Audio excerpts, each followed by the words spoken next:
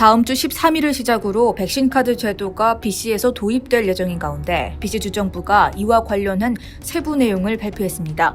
존호건 BC주 수상은 7일 오후 진행된 기자회견에서 코로나19 백신 접종은 우리가 바이러스 감염으로부터 안전하게 더 많은 활동을 할 수 있다는 것을 의미한다며 백신 카드는 우리가 일상으로 복귀할 수 있도록 만들어주는 중요한 도구가 될 것이라고 설명했습니다.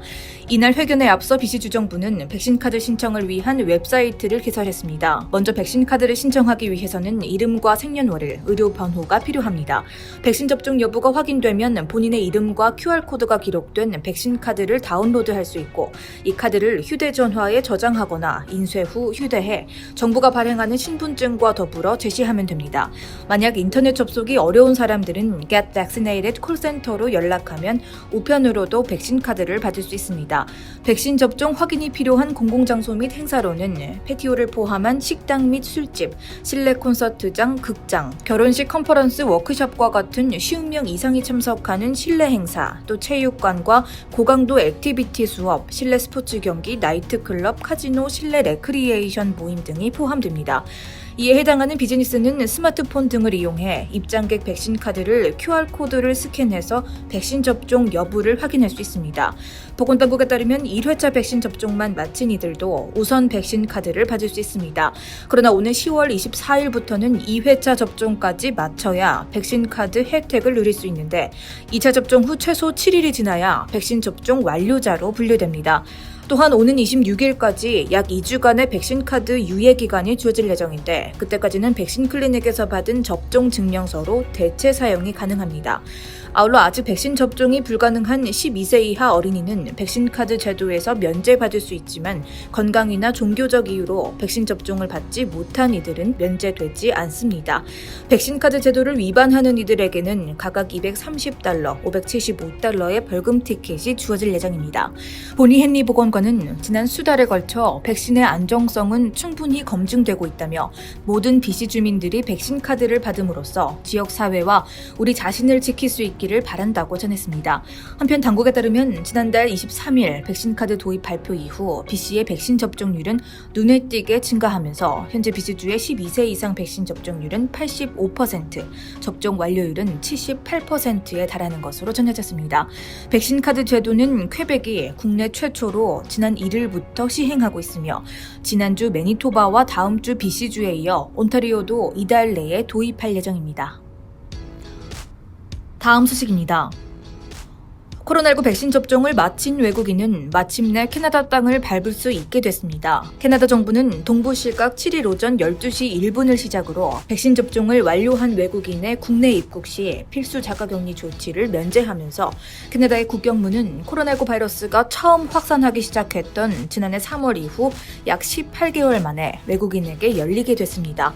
이에 따라 외국인은 연방보건부가 승인한 백신을 접종 후 14일이 지나면 별도의 자가격리 없이 캐나다에 입국할 수 있게 됐습니다. 보건부가 승인한 코로나19 백신은 화이자와 모더나, 아스트라제네카, 존슨앤존슨 등 4개의 제품입니다. 또한 캐나다로 향하는 여행기 탑승 시간 기준 72시간 이내에 발급된 코로나19 음성 판정 확인서를 지참해야 하며 영어나 불어로 작성된 백신 접종 증명서를 어라이브캔 어플리케이션이나 웹사이트를 통해 업로드해야 합니다. 한국의 경우에는 질병관리청을 통해 영문 예방접종 증명서를 발급받을 수 있습니다. 그리고 캐나다 입국 시 외국인은 무작위로 코로나19 검사 대상에 선정될 수 있다는 것을 명심해야 합니다. 아직 백신 접종 대상이 아닌 12세 이하 어린이의 경우에는 백신 접종을 완료한 부모님 및 가디언과 입국 시 자가격리는 면제되지만 입국 후 14일 동안은 데이케어나 학교 등교를 하지 말아야 하고 입국 8일 차에 코로나19 검사를 받아야 합니다. 당국은 지난 7월 19일 캐나다 내 코로나19 확산세가 둔화되는 동시에 백신 접종률도 증가하고 있다면서 9월 초부터 외국인에 대한 입국 제한을 완화한다고 발표한 바 있습니다. 캐나다는 이미 지난달 9일부터 백신 접종을 완료한 미국인들의 국내 입국을 허용해 오고 있습니다. 그러나 외국인에 대한 입국 제재 완화 발표 이후 캐나다 내에서 델타 변이 중심의 4차 확산이 본격화되면서 정부의 이번 결정이 너무 이른 것이 아니냐는 지적도 존재했습니다. 이에 연방보건당국은 백신 접종을 완료한 사람들은 코로나19 바이러스에 감염될 가능성이 미접종자에 비해 현저히 낮은 것이 확인되고 있다며 미국인 접종 완료자에게 국경을 열기 시작했던 지난달 9일부터 약 2주 동안 국내에 입국한 미국인들을 대상으로 무작위 코로나19 검사를 한 결과 바이러스 양성률은 0.19%에 그쳤던 것으로 전해졌습니다. 한편 캐나다 주요 공항들은 1년 반 만에 외국인을 맞을 준비를 하면서 출입국 수속도 평소보다 더 많은 시간이 소요될 것으로 보입니다. 아직 밴쿠버 국제공항은 이와 관련한 특별한 내용을 발표하진 않았지만 토론토 피어슨 국제공항 측은 6일 성명을 통해 당국의 캐나다 입국 조치 변경으로 출입국을 위한 대기 시간이 평소보다 길어질 수 있다며 공항 이용객들의 배려를 부탁한다고 전했습니다. 다음 뉴스입니다. 12살 아들의 코로나19 백신 접종 여부를 놓고 부부가 법정 다툼을 벌여 접종을 주장한 아내가 승소했습니다. 이에 CBC 등에 따르면 퀘벡주 고등법원은 12세 아들의 백신 접종 허용 여부를 놓고 제기된 소송에서 접종을 허용하라는 판결을 내렸습니다. 해당 사건을 담당한 얼라인 쿼치 판사는 아이와 어머니의 희망에 따라 아이에게 백신을 접종할 수 있다고 밝혔습니다. 판결문에 따르면 어머니는 학년도를 앞두고 아들에게 백신 접종을 해주고 싶다고 주장했지만 아버지는 백신의 부작용을 들어 반대했습니다. 특히 아버지는 백신은 아직 실험 단계에 불과하고 심각한 부작용을 유발한다며 아들이 과체중인데다 어린 시절 페니실린에 알레르기 반응을 보였다고 주장했습니다. 그러나 아들의 주치의 소아과 의사는 아들에게 백신 접종이 불가능한 이유가 전혀 없다는 입장을 밝혔습니다. 당사자인 아들 역시 변호사를 통해 백신을 맞고 나서 친구들과 축구를 하고 싶고 할아버지와 할머니도 안전하게 만나고 싶다며 백신 접종 의사를 밝혔습니다.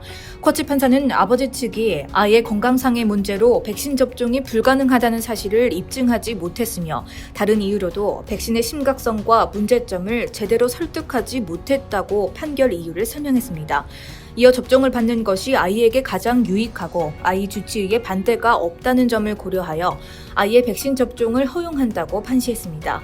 한편 캐나다는 지난 5월 12세 이상 연령층의 화이자 백신 접종을 승인했습니다.